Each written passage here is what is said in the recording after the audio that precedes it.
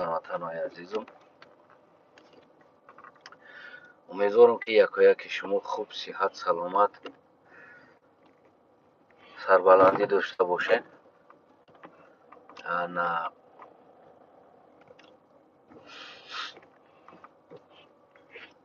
ростӣ мефаҳмам ки наворҳои ма танҳо як масрафи интернет аз ман аст.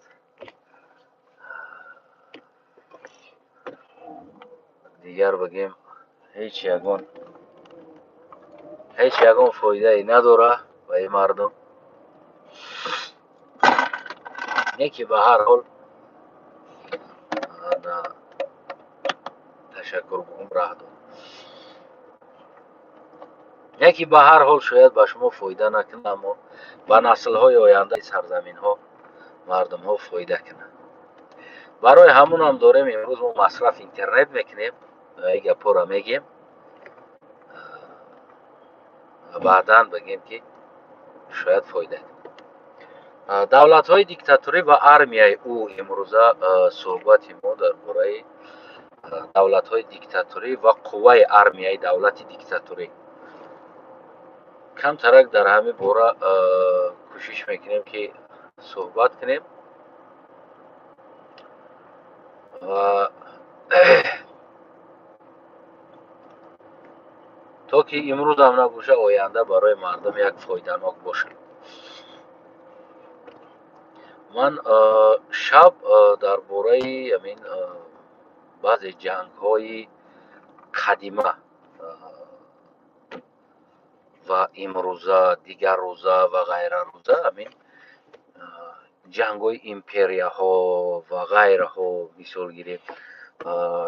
мисол оддитарин чиз ҷанги амон бигем ки бузурги порс мағлубият бигем аз давлатҳои аз чизи номаш аз хотирам рафт, аз яки давлатҳои арабӣ ки майдак давлат буд ва порс мағлуб шид аз уҷа. ва аз он ҷумла бузургтарин баъзи ҷангҳои бигем амин дунё ҳаст ки майдатарин давлатчаҳо, майдатарин армияҳо, ҳамон хеле як армияҳои бигем ки садҳазораи ӯ замонака ҳозираш не миллионне армия мешавада. ӯ вақтҳо ҳам хел армияҳо 100,000 буданд, 30,000, 40,000 бигем ҳам хел 100,000 армияҳора як давлати бигем майдаҳак зада бигем шикастагӣ аста. ҳамин масъалада гап задани ҳастем ки чаро бигем ки давлатҳои диктатурӣ армияш бақувват намешавад, яъне ҳарбӣ сохтори ҳарбӣ, стратегияи ҳарбии давлатҳои диктатурӣ бақувват намешавад. хуб бибинед, русия қатъи украинаро ҳозир мегирем. мисол гирем, русия куҷо ҳасту украина куҷо ҳаст. хоб баъзе инсонҳо мегӯянд ки не гап дар сари техника технология мегӯянд. россия ҳам ҳамун техника технологияро дорад. неки чаро ҳарбиш слаби аст, чаро стратегияи хуб надорад, чаро бигем ки як украина майда 5 сол мешавад ҷангида истодааст, гирифта наметавонад ва бигем яъне ҳамавақт ҳамон давлатҳои диктатурӣ стратегияи хуб надорад, ҳарбиш хуб нест, тактикаи ҳарбии хуб сохта наметавонад давлати диктатурӣ. азбас ки чӣ? азбас ки ҳамон аз одамои солим ақл, аз одамои дурандеш диктаторҳо метарсанд. яъне хеле инсонҳоро дарҳол хоин мегӯянд ва ғайра. дигар ҳамон генерал ки мешавад, я маълим меояд генерал мешавад, я маълим ина медонам химия меояд генерал мешавад, ё маълим ина медонам зоология меояд, дар бораи гову ҳайвон боғ бояд дарс бида, бигем ӯ меояд генерал мешавад дар ҳарбӣ. мефаҳмед?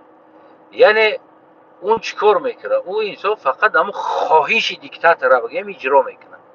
аз ҳамин лиҳоз меравад ҳарбӣ, стратегияи ҳарбӣ ва ҳамон тактикаи ҷангии ҳарбӣ, ҳамаи ҳамин чизҳо меравад рӯз то рӯз ба тарафи сифр рафтан мегирад. яъне ки дар ҷое ки боз бигем пештар биравад, албатта тарафи сифр меравад.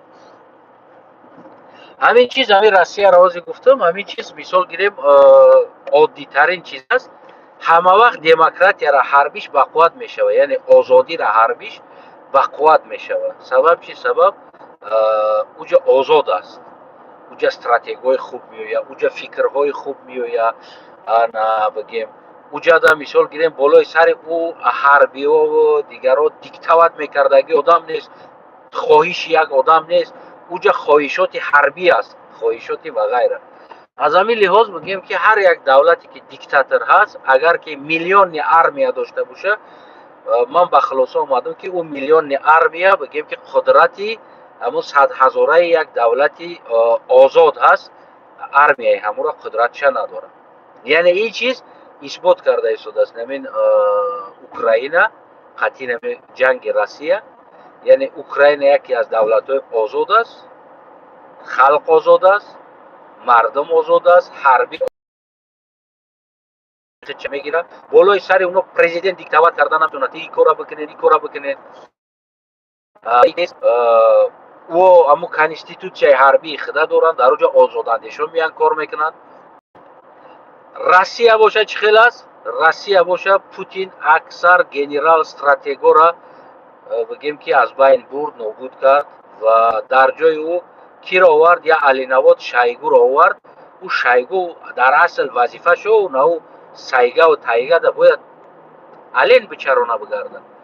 овард Шойгура бигем ки намун командующий бигем монд ё ки дигар инсонҳоро монд. Барои чӣ? Барои он ки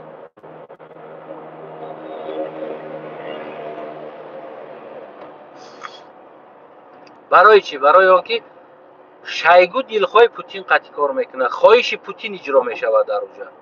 ё ки дар Тоҷикистони мо имрӯз киёро овардан мондан? яъне ки барои чӣ инҳоро овардан мондан? барои чӣ ҳарбиёи аслиро бурдан зиндон карданд, дигар кор карданд? чаро ҳарбиёи аслӣ аз ҳукумат норозӣ шиданд? барое ки ҳамон танҳо хоҳиши ҳукумат, хоҳиши Эмомалӣ Раҳмон натонистанд ҳарбии аслӣ дар оҷа кор кунанд, як стратегия бисозанд. имрӯз агар намедонам як ҳолат, як ҳодиса шида мона, мо танҳо ҳамон имрӯза ҳамон ақидаи Эмомалӣ Раҳмон ё фаҳмиши Эмомалӣ Раҳмон дар ҳамон булбули Россия турник задан аст. мисол мегирем, дар булбули Россия бояд турник бизана ва ба умеди защитаи булбули Россия аст ки Россия моро ҳимоя мекунад аз ин ҷо ё аз он тараф.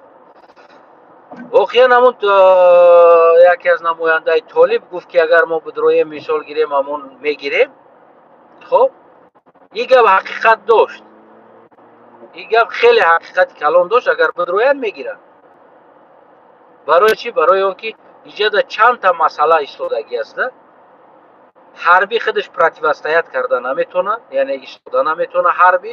барои қувваи мардум дар кор аст ва мардум аз лиҳози динӣ бигем ки дута эшонаш биброя, аз лиҳози динӣ кадоме ки тарафи муҷоҳиди роҳи ҳақ яроқ мегирад ва кофир мешавад, ягон ки яроқ намегирад дигар.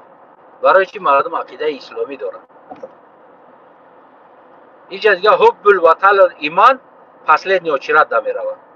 охир да халос.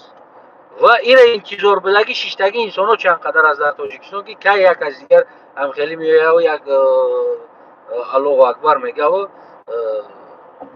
ва бигем ки бидавему бирем дар баршон рост шем, балки бари вода рост шида омада боз бигем ки Тоҷикистона мезадаги инсонҳо бигем на кам ҳастанд дар дохили Тоҷикистон. шояд каждый второй ин орзура дошта бошад. ин реал ҳаст. ин ҳеҷ ҷои бигем ки пинҳонӣ надорад. вале мегам ки агар ки зурут нараса, баъд мега ҳадиаққал мега дилит қатъи бадбин ё мега дуо кун ҳаққиш ки як касбия халос. яъне ин чизо аст. ҳамин лиҳоз бигем ки ҳукумати Тоҷикистон бояд ин чизоро ба баланс гирифта бигем ки ҳарбии озод бояд месохт. як ҳарбии озод ки дар оҷа як генерал, як стратег дар оҷа бигем ки кор карда битонад, як инсоне ки бигем донишманд дар оҷа кор карда битонад ва фармондеҳ ва дигар инсонҳо ино мустақил бояд бошанд.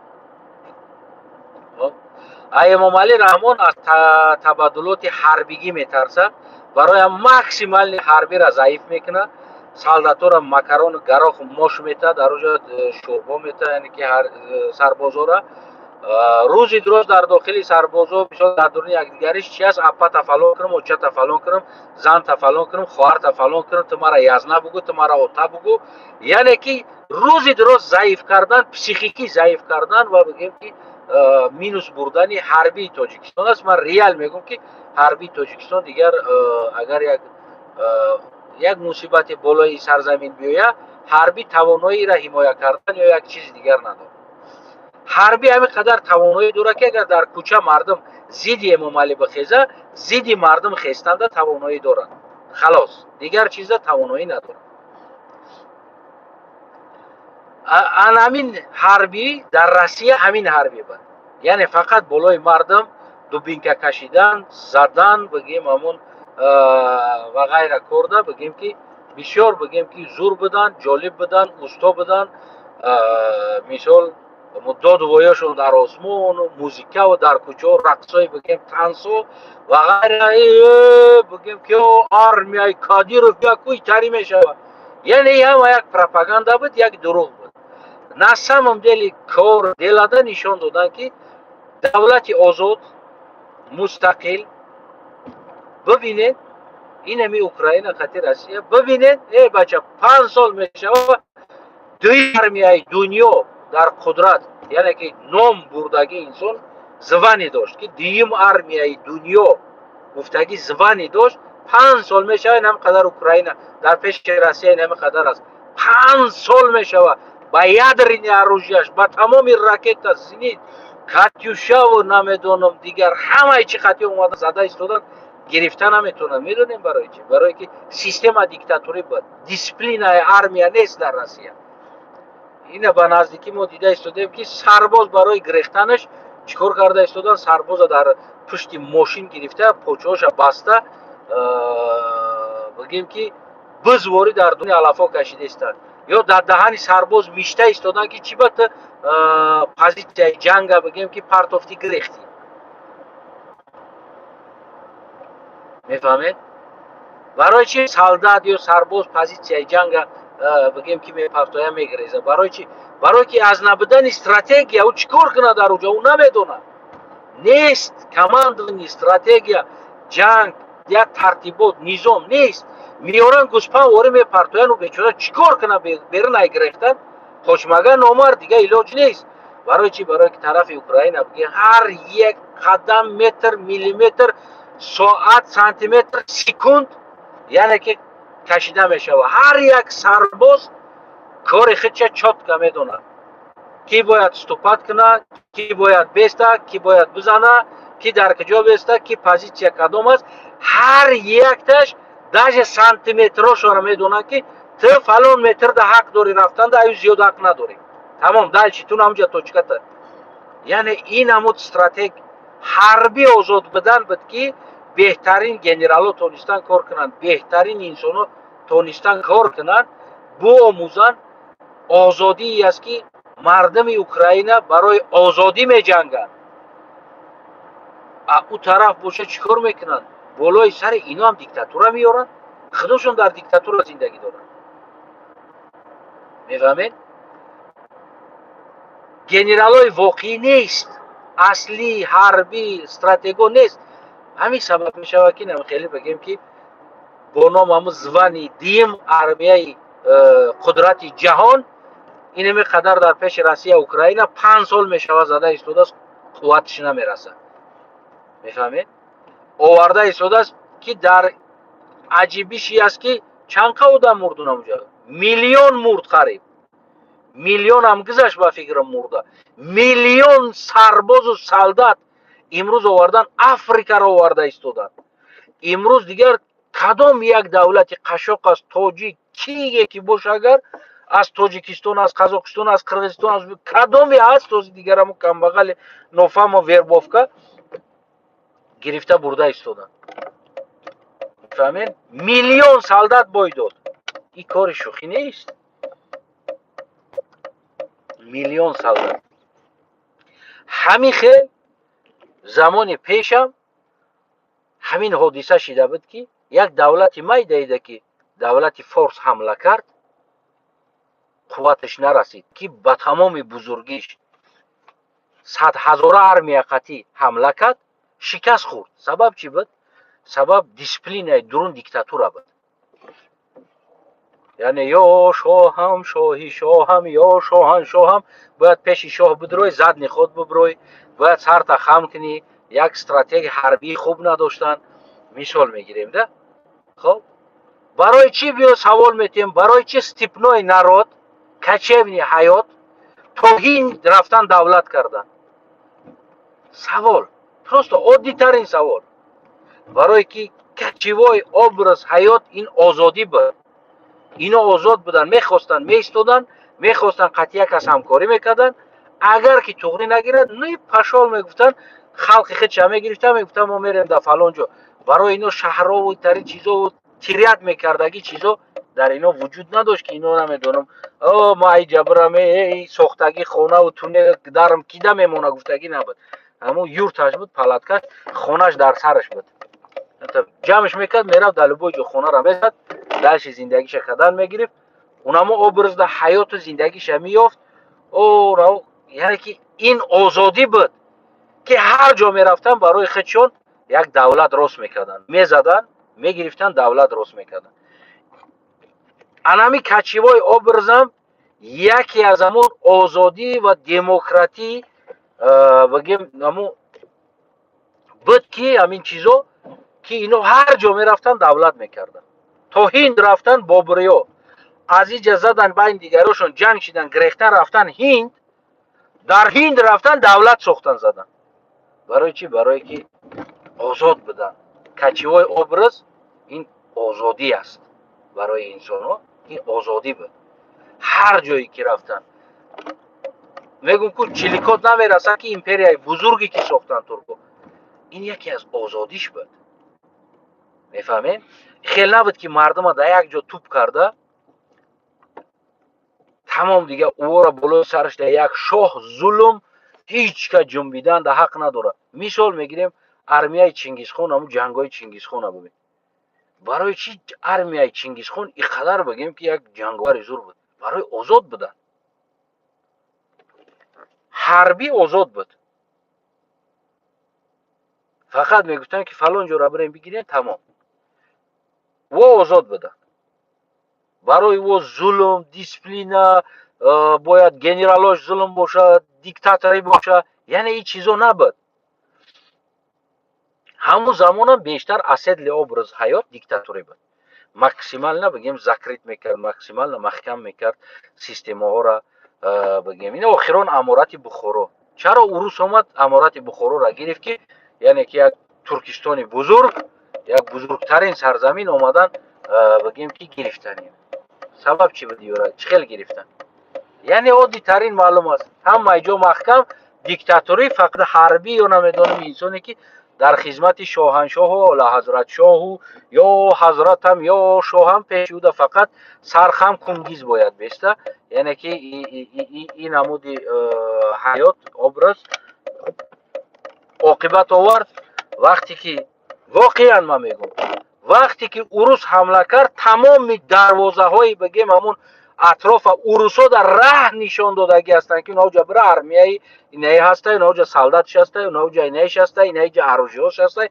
خلق خودش با عروس فروختن، با خلق خودش رو سبسته، ارمیا خودش یک دیگریش فروختن. ولی با موزین جنگی همی اومدن روس با موزین چه خیلی فروختگی هستن.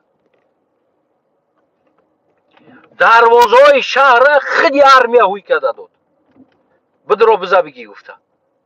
برای چی؟ برای که بیزور شده بودن از دیکتاتوری، بیزور شده بودن از رقص بازی. هیچ چی گپ نیست.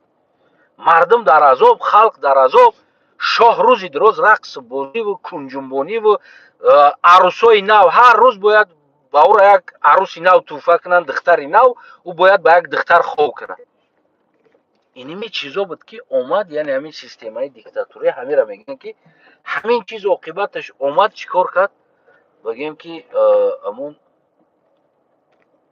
حضرت شاه، اعلی حضرت شاه را بگیم همون سیستم دولت داریشه با جای در کارش آورده رساند که دیگر او بگیم که دولت کرده نتونست، یعنی پیش رفته نتونست دیگه، شکست خورد. همین خیلی هم امروزه بگیم که نه تنها من تنها یک قدیم کمی مثال آوردم مثال منظره، اما امروزه همون دولت های بگیم که دیکتاتوری که عین حال وجود داره در آسیای میانه، اینا نیست بگیم عاقبتش رزولتاتش همین است.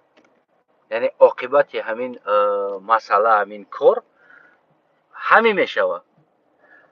یعنی حربیش همین خیلی بگیم که سست است، حربیش همین خیلی ناتوان است، حربیش دیگر همین خیلی هست که روز وقت ساعت همون زمان شوه اگر نمیدانم یک حالت شوه، البته که اولین اچرت شکست میخوردگی حربی های دیکتاتوری میشوه. برای که در اونجا حربی نیست، استراتژی نیست، اونجا فقط چی است؟ اونجا فقط نمیدانم من همون خانم و جانم و کیف و صفا و عیش اشرت و عیش اشرت استراحت میشوه. دیگر بگیم که اون حربی جای میرسیدگیش نمیرسه. این بود یک کم معلومات که من راستی بسیار نامهاش از یادم برآوردم، جنگ هایی که هم خیلی دولت های بزرگ و با دولت های بگیم که خورد میدهکک جنگ کردگی است و شکست خوردگی است. من چند تا بود که نوشته مونده بودم، مثلا دیگه نگرفتم که کاغذکی، همون نامهاش هم میگفتم که تا که شما رفته همون تاریخ ها را میگفتین واقعا میدیدین که ارمیای ای چند قدر است و ساختار دولتداری ای چه خیل بده و ارمیای ای چند قدر و ساختار دولتداری ای چه خیل بده. چرا این با 100,000 ارمیه یا 50,000 و 20,000 ارمیه می اومد هجوم میکرد، او با 3,000 ارمیه میزد 20,000 ارمیه را شکست میداد. یعنی بگیم همون سیستم. برای چی؟ برای که دیکتاتوره بود. یعنی هر دولتی که دیکتاتوره داره حربی او با قوت نمیشه و امروزه تاجیکستان ما هم از آن جمله همو است. نه مردم امیدی از این دولت داره، یعنی برای پیشروی یک زندگی خوب داره که فردا مردم یک حادثه هم شوه برای همین زندگی خوب از دست ندادن بگیم که به دست عراق بگیره و حمایه بگیم که سیستم ساختارش کنه. مردم از ساختار 0% دلش موندگی است، عذاب است. همه انسان در اونجا برقصم در دلش دوام میکنه که همین سیستم چپا میشه. چپا شدن این سیستم باید یک سیستم دیگر بیاید. همین خیلی است. برای مردم امروز کو حرفی پی کلان است که کدام سیستم میوید لیش بین همین سیستم از بین بره، برای که خسته شدگی هستند، زندگی ندارن. از آن جمله حربی، از آن جمله پلیسی ما دیگر همه این ساختارها برای خودشون یک اگرانیچنی ها دارن. یعنی از اما اگرانیچنی بالا رفتن نمیتونن، چی برای علم باشه، چی برای دانش باشه، چی برای استراتژی باشه، چی برای همه چیزا بگیری، اگر یک بگیم که برای خودش یک سرحد داره که از او گذشته نمیتونه. از اون جمله رهبریت باید صادق به امام علی باشه. یک انسانی بگیم گنرال دستاینی بگیم که خوندگی وجد میکرده، خودش احترام میکردگی و کسب خودش میدونستگی انسان هیچ وقت فرمان امام علی قطعی کار نمیکنه. میگه ای تو پرزیدنتی کار خطکه این حربی را باید ما بسازم، ای چیز امام علی در معقول نمیشه. این خیلی آدم قطعی امام علی کار کردن نمیتونه. میفهمین؟ مثل همونه که پلوس مینوس ده یک دیگرش در برسانی پاک میگه میکفه. همین خیلی است. از همین لحاظ بگیم که کشورهای دیکتاتوری سلابی میشه و ارمیش و هر وقت میتونه که مایده ترین چیز ده بای بده، عادی ترین چیز ده بای بده. یعنی چقدر اگر ارمیش بزرگ هم نباشه یا حدودش بزرگ هم نباشه این مهم نیست. حدود ارمیا مهم نیست. من میگم که از زمان پرس و ما دههای تری چیزا بود امپراتورای بگیم اما اروپایی و دیگر بود، ناموش از خاطرم رفت. همه بگیم که میشل خدمون که دیگه هم نزدیک به فارسی هسته میگه همون چیز است. و از اون جمله چند تا خیلی ساختارهای давлатдори Туркия ҳам ҳастанд, байни худошон ҷанг мекунанд. яке бигем ки армияи 100,000 ва 200,000 дора. мисол оддитарин мисол давлати қарахониҳо хоб охир омад ай Хоразмшоҳ шикаст хӯрд. Сабаб чӣ буд? Сабаб уже диктатура буд. ҳамин давлати қарахониҳо ба дараҷаи диктатура шида рафта буд вақтҳои охир. мефаҳмед? уже ё да дигар бигем ҳарбӣ, дисциплина, степной образ ҳаёт, тенгрия, дух, предка, ин чизо бигем гузаштагон, духи арвоҳои бигем гузаштагон, ин чизо дигар аҳамият надошт. ино гуфтанд дигар мо нав наздик шидем ба худо, стили арабӣ қатӣ, тамом дигар дух, гузашта, арво, степ, тангра, ин чизо мо дар кор нест. дигар намо рафтан дода шидан, охир омад бигем гаремҳо кушодан, занора ғулом мегирифтан, меовардан, дилхоҳошона байни худошон тақсим мекардан, мегирифтан. короче полни дурун амин охирон ҳукумати Мангутиё ворид шуда буд. вали Мангутиёрам хуб урус зад омад гирифт, бигем хеле як шаъни шараф дошт ки урус омад зад. аммо Қарахониёро Хоразмшоҳ омад зад. медонед? имрӯзаи агар назар кунем, имрӯзаи Украина Хоразмшоҳ, Россия Қарахониҳо, яъне иқадар давлати бузург, иқадар бигем аз ҳамун чин саркардагӣ бигем ин то Афғонистон Қарахониҳо як Хоразмшоҳ мея мезанаш. медонем барои чӣ? яъне охир омад ҳамун дух, степной дух, духи арвоҳо, тангра, озодӣ, ҳамин чизо аз байн рафт, диктатура шид. сабаб чӣ? сабаб ислома қабул кардан, дисциплинаҳои ислом қатъи рафтор кардан. ман дар ҷои ислома танқид кардан нестам, аммо дисциплинаш ҳамин дар меёра мерасонад. таслим кардан, гап нагардондан, калона гӯш кардан, тахаббут, инҷа ақл муҳим нест, инҷа ҳамун бигем ки раҳбар муҳим аст, подшоҳ сояи худо ҳаст. хатя бигем дар замони тангре подшоҳ бигем ки Каган сояи худо набуд. дар ҳар як хатои Каган, ҳатто ки ҷанг мерафт, агар бой медод меомад, Кагана снимат мекард.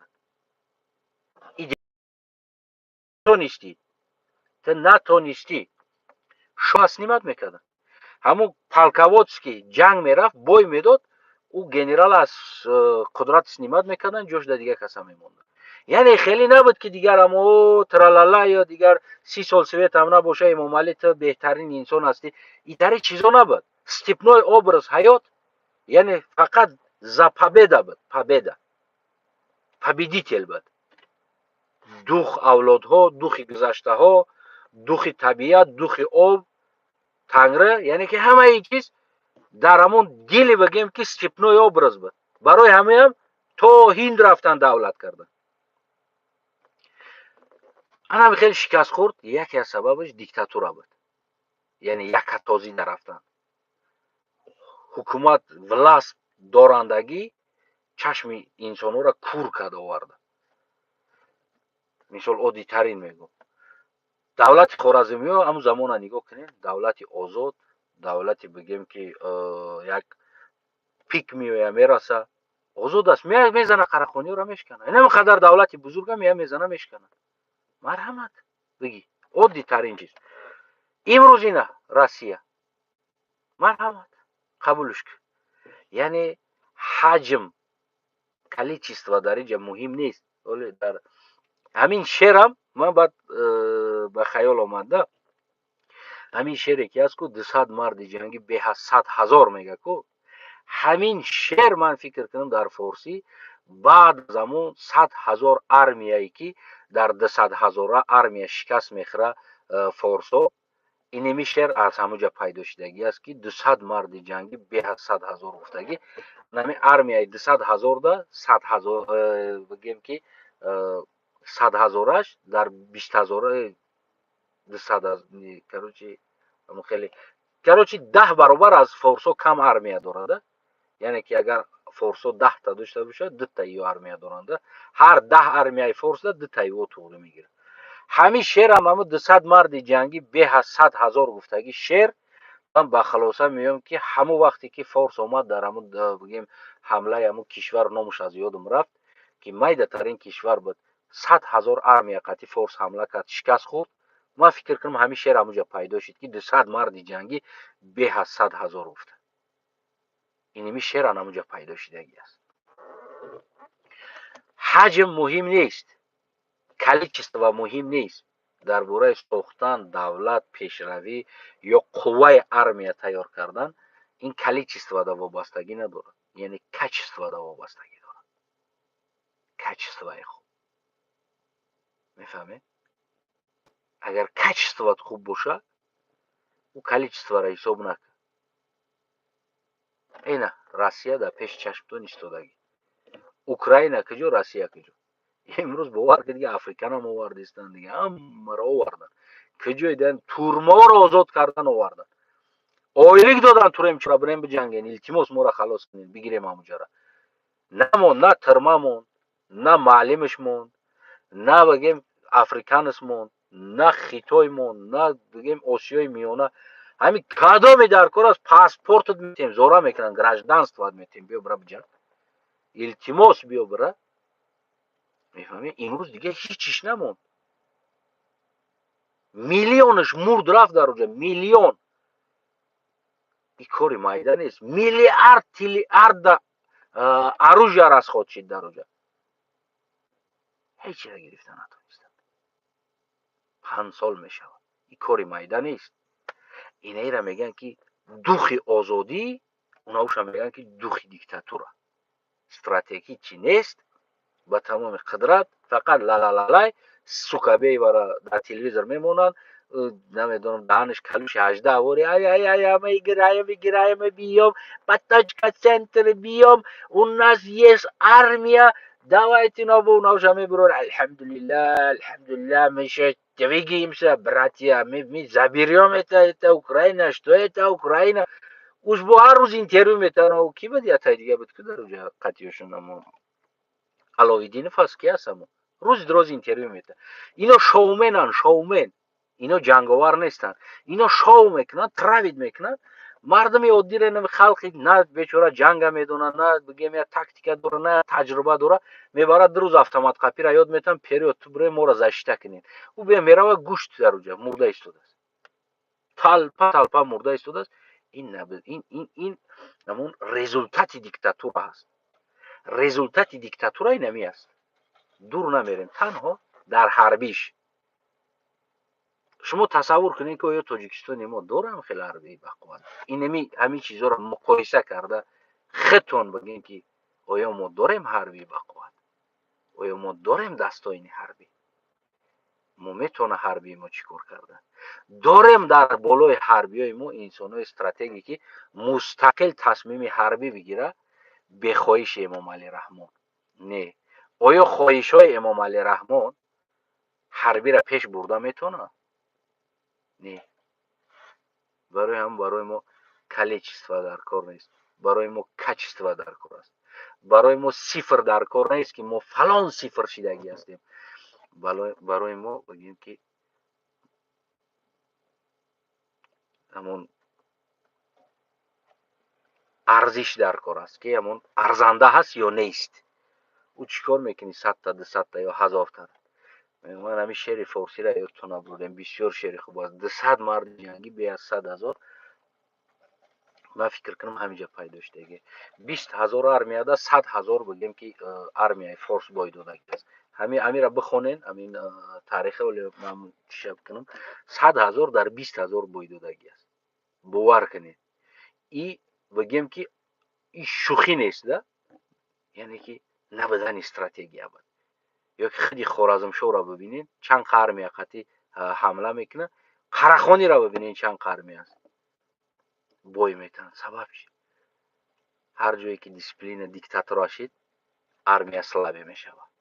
بالای سر برای یک هویت در کار است، برای یک چیزی در کار است که تو برای بجنگی، برای بخپی. میفهمی؟ نیست. در تاجیکستان ما امروز 30 سال نیست، 30 سال است که سوید نیست، 33 سال. امروز در تاجیکستان ما мардум хона надоранд. имрӯз дар тоҷикистони мо мардуми мо 33 сол аст ки дар ба дар мераванд, аз кӯчаҳои мардум нон меёванд, аз ғарибиҳо аз дигар ҷоҳо ғуломӣ карда кор карда нон меёванд меянд. нест дар тоҷикистон ҳичи. яъне уе ки ӯ картинкае ки месозанд, рақси бозию тоҷикистон ба пеш, ма дӯстдори ватан ҳастам, ия ҳамашон итари урусо дамбод Россия мегуфтанд ки ҷуда нозиямо тай сандуқ да баҷош дегем зунак намебуроранд. дар кӯчаҳои Москва кам буданд. Россия для русских киҷо шуда ҳамқа гирехтанд ки якм мо бо гирехтан тавоноӣ доштагиш ва дигариёш рафтан ба ҷое шиданд ки не хотим умиред, яъне мо мурдан намехоҳем. барои чӣ? ва инами намуд бигем тоҷикистони мо ба мегӯяд ягмо гӯсфанде ки бигем бачаш мембира, баъдам бача мекова ба када, унамо намо гӯсфанди бача мурдавори аст. бача кофтистан ба тоҷикистон ба пеш, тоҷикистон ба пеш. со инвалид аҷаб кардагиан дар оҷа бо як рӯз мегӯянд ки мо чизои фронти халқием. хоб имрӯз дигар ҳамушам нест. унаморо мебуроранд ба мекунанд, халос. барои ҳамо оянда агар ҳар инсоне ки давлат месоза, агар хоҳад ки давлат ҳарбӣ пешрафт ва бақувват боша, максимална озодӣ да такя кунад. ҳарбии озодӣ, 100 000 ҳарбии озодӣ аз миллиони армияи ҳарбии диктатура бақувваттар мешавад, зирактар мешавад, донотар, тактикаи хуб қатъӣ ҷанговартар мешавад ва ӯ медона барои озодиш меҷангад. 100 000 армия медона ки барои озодии худиш ҷангида истодааст. аммо миллиони армия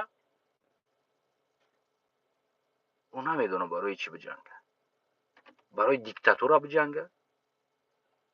не. яъне дар инҷа балансора дидестед, миллиони армия диктатура дар пеши 100 000 армияи озодӣ нол аст, нол. барое ки ино барои озодӣ меҷанганд, ин миллион мебоша барои хеле знаед барои чӣ меҷанганд. даже мантиқи ҷанга намедонанд, чунки барои чӣ ҷангида истоданд. украина имрӯз медона барои озодиш меҷангад, Россия намедона худиш барои чӣ ҷангида истодааст. барои намедонам украинцо одамхӯр ҳастанд биҷангем, барои украина диктатура аст, бояд мо инро озод кунем, демократия биёрем. хечо намедонанд барои чӣ ҷангида истоданд. мефаҳмед намира? на сарбозиш медона, на генералиш фаҳмида истодааст барои чӣ ҷангида истода. просто хоҳиши Путин, фармони Путин аст, ҷангида истоданд. диктатура, командование диктатура ҳарбӣ не гуфта наметона, ҳарбӣ гуфта наметона ин ҷиноят аст, нахрин мо намеҷангем. рафта истоданд, туда мурда истоданд. фаҳмидед? имрӯза армияи мо ҳам аз он ҷумла ҳамин хел аст. яъне куҷо мераванд, барои чӣ мераванд, барои чӣ мемиранд, хечо намедонанд. туда мераванд, ҳар ҷода бигем ки ҳамин аҳволда мезананд. худое накунад ки аввал ҷанг шавад дар тоҷикистон, ягон бегона касофат ҳамла карда бимонад. не ки агар ҳамла карда бимонад, мисли амурати Бухоро, бовар кунед мардум худишко ҷошона нишон метавон навҷая бизанен, он наёро бара мега бизаненаш. имрӯз омад ба дараҷае омадааст ки ҳол мега раздилияи властвои мега ку ин опаснитарин, хатарноктарин чиз раздилият кардан, яъне ҷудо кардани халқ барои ҳукумат кардан аст. вақте ки халқи ҷудо, пас бидонен ҳукумат ҳам ҷудо аст. ин якҷо шида наметавонад. дар ҳолати ҷанг байни худошон ҷанг мекунанд, киштан худошона мекишанд, ҳукумат ҳам хушкада мекишанд. яъне пора бидан, тит карда ва ҳукумат кардан, ин хатарноктарин ҳукумат ҳам дар халқ аст, ҳам дар ҳукумат худш аст. бале шояд як муҳлатеро битони ҳукумат карда, не ки агар фурсате пайдо шавад, дигар бигем ки дар инҷа на дӯстӣ, на бародарӣ, на рафоқатӣ, на дигар чӣ аст. озодӣ беҳтарин неъмате аст, беҳтарин чизе аст ки халқа ҷамъ мекунад, муттаҳидӣ меёрад, ҳарбӣ бақувват месозад, давлати бигем мустаҳкам мекунад. این فقط آزادی است. انسان ها آزاد باشند، انسان ها پیشرفت کنند، انسان ها رشد کنند، انسان ها حربی آزاد باشه، خلق آزاد باشه، سودا آزاد باشه، تجارت آزاد باشه، وطن آزاد باشه، ره آزاد باشه، کوچه آزاد باشه. انسان آزادی و حقش اگر در دست داشته باشه، او دولت باور کنین بهترین دولت میشه و از همه مهمترین چیز حربی خوب در او دولت میشه. فهمیدین؟ 200 مرد جنگی به از 100,000. این شعر فارسی انامو 20,000 армия да 100,000 армияи форс бой доданда пайдо шидагӣ калима аст. боқӣ саломат, сарбаланд, хонобод бошед. падруд то ба дурудои дигар фикру назартонро зери комменти ҳамин навор бинависед.